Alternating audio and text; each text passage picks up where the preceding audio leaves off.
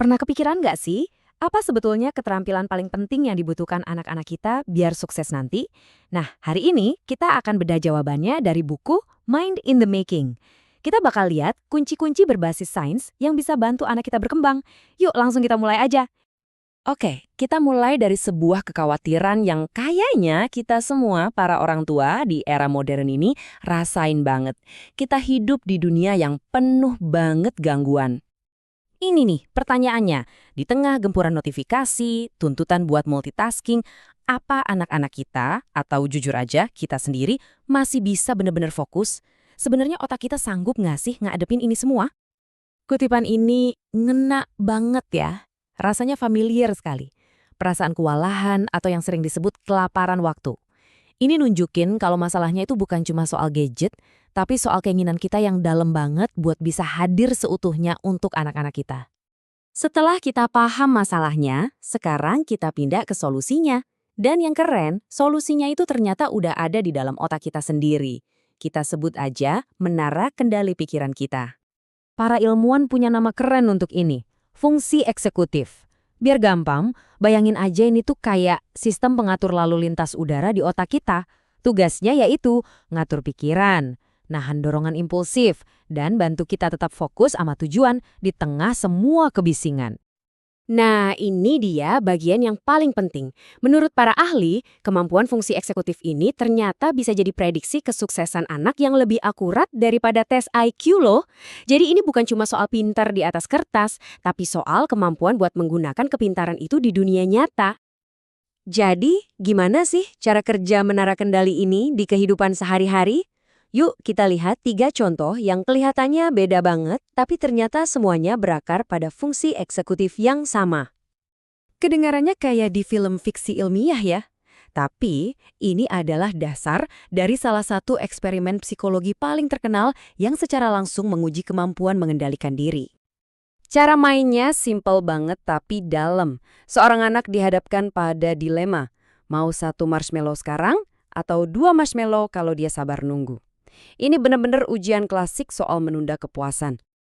Dan ternyata kuncinya itu bukan cuma kemauan keras.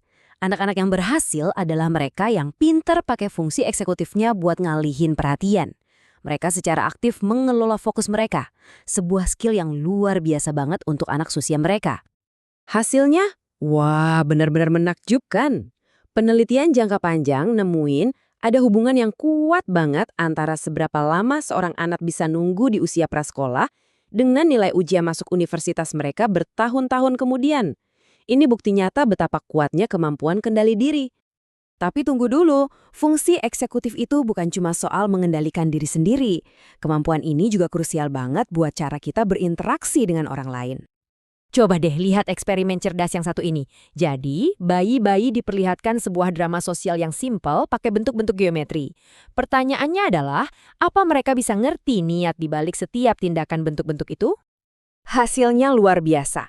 Bayi-bayi ini, bahkan sebelum bisa ngomong, udah nunjukin pemahaman sosial. Mereka mampu mengambil sudut pandang si lingkaran, paham tujuannya, dan bisa bedain mana yang nolongin dan mana yang ngehalangin.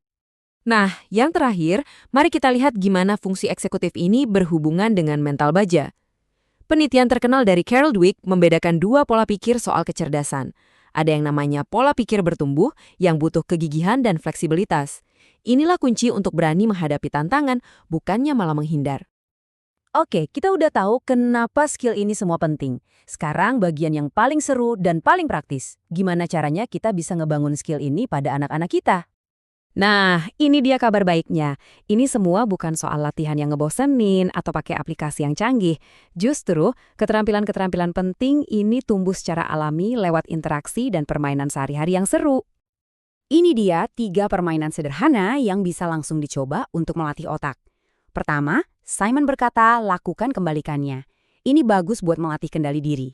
Kedua, permainan ketuk pasak untuk melatih aturan dan menahan impuls. Dan yang paling penting, cara kita memuji. Coba deh, fokus puji usahanya. Wah, kerja kerasmu hebat, bukan kecerdasannya. Kamu pinter banget. Ini ampuh banget buat menumbuhkan pola pikir bertumbuh.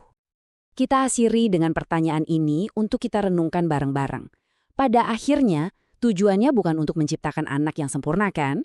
tapi tentang gimana kita bisa memupuk keterampilan inti, seperti fokus, empati, dan kegigihan, supaya mereka bisa terus belajar, beradaptasi, dan berkembang sepanjang hidup mereka.